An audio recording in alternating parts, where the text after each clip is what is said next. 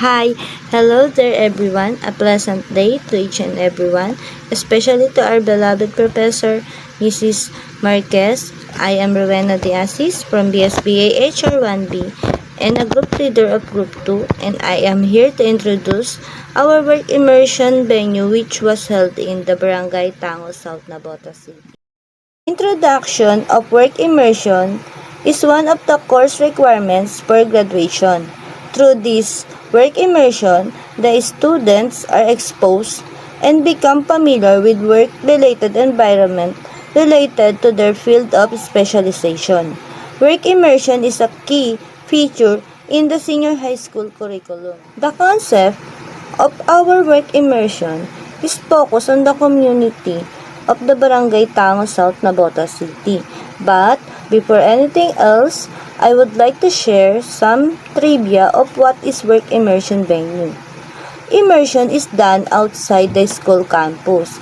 In a workplace, immersion venue defined as the place where work immersion of a student is done. Example of work immersion venue includes office, factories, shop, project site, etc.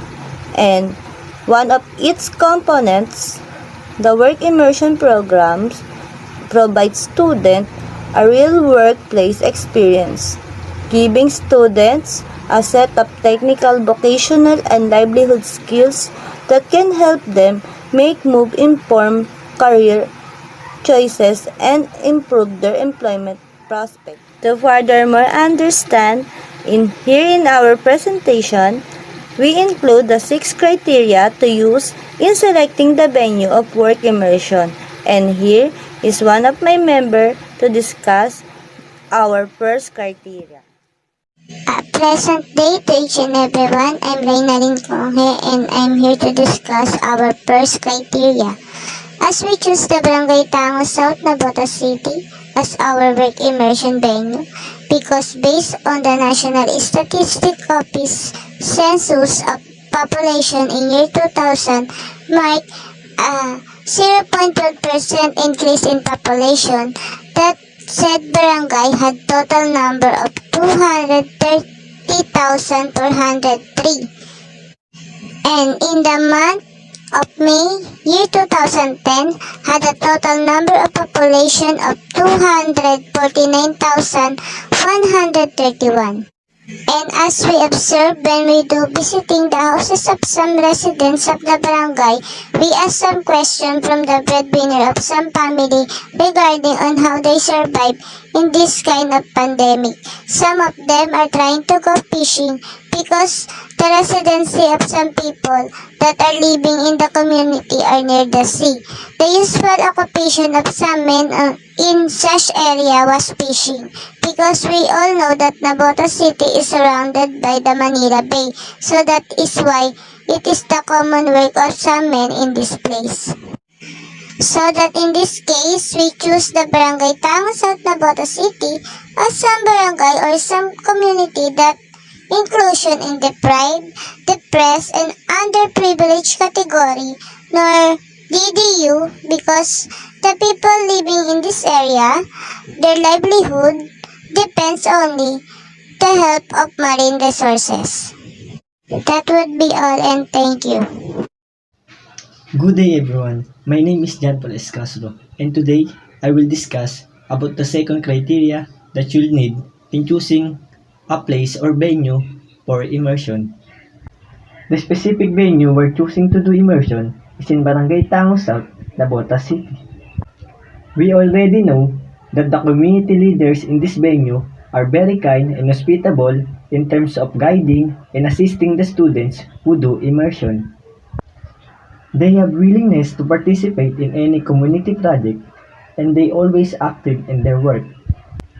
To help the work immersionists to gain a better understanding of the community in which they are learning in everything. Give students who are going to immerse the opportunity to reflect on their assumptions, attitudes, knowledge, and to gain a cultural competence. That's all, and thank you. Good day to everyone. My name is Jalan Kopiako at BSBA HR1B. availability of resources, and manpower.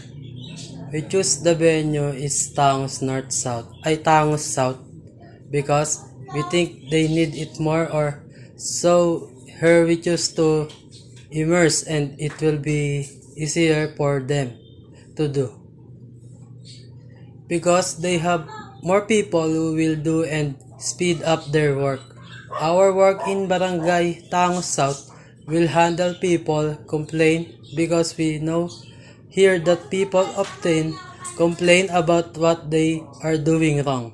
And the lack of equipment in this barangay is computer because the equipment is easier and not they will be piled on the job. Thank you. We choose Barangay Tangos South, Navotas City to be our work immersion venue because the people and the staff here in the said barangay is very nice and kind to the work immersion students. And we see that the agency of the government like the SWT are helping the non-government agencies to care about their people. At Barangay Tangos South, there was a health center that is cared about their community.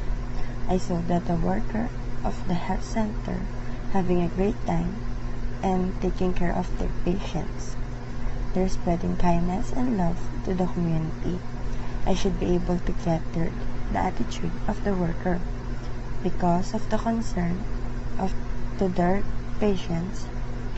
The patients will be better for having a good treatment of the worker. I, Aliu and Berkin, would like to tackle the fifth criteria that we considered when we chose our venue for work immersion. Peace and order is an essential factor of human life. A peaceful and secure environment is critical to every society since it affects all aspects of development in a country. We chose Barangay Tangos South as our venue because it has a secure environment. There are probably many questions circulating in your mind why we chose Tangos South out of many barangays here in Navotas. You probably think so that by what means we chose this certain barangay for our venue. Barangay Tanods have their 10 p.m. rounds to secure the whole area and also to see if people doesn't follow the curfew. And to maintain peace and order, there are many barangay officials in each esquinitas to see if there are any illegal activities circulating around in their area. So yes, we chose Barangay Tangos South because as a student, doing your work immersion in a place where you know you are safe to do rounds and perform activities makes us feel cozy and secured. Good afternoon everyone, I'm Roland Colosep Group 2. I'm here to discuss or explain how accessible our venue is, which is Barangay Tangos Sur, Navotas City. We chose Barangay Tangos Sur, Navotas City because it's accessible for us and the places were not far. There are also many people or population there compared to the other places in Navotas, and they can easily access to the place. And it's also most relevant area where we can do our immersion. It's pretty safe there because of the barangay officials. Hi, hello again guys. I'm Rowena De Asis, the Group 2 leader, and I am here again to discuss our conclusion in this work immersion venue. And the specific venue where we choosing to do our immersion is in the Barangay Tangos South, Navotas City. We already know that the community leader in this venue are very kind and hospitable in terms of guiding and assisting the students who do immersion. Therefore, we conclude that in this work immersion experience help us to enhance our cognitive skills, typically develop greater cognitive flexibility, demonstrating our increased attention control, better memory, and superior problem-solving skills, as well as an enhanced understanding of their primary language. The activities in community immersion that is empowering the people towards developments of the locality.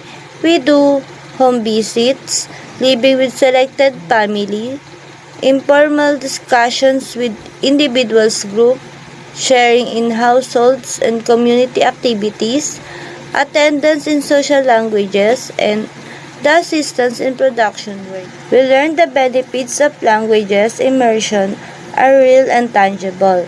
In addition, they have higher executive functioning skills such as critical thinking, problem solving, listening, and have greater compassion and empathy.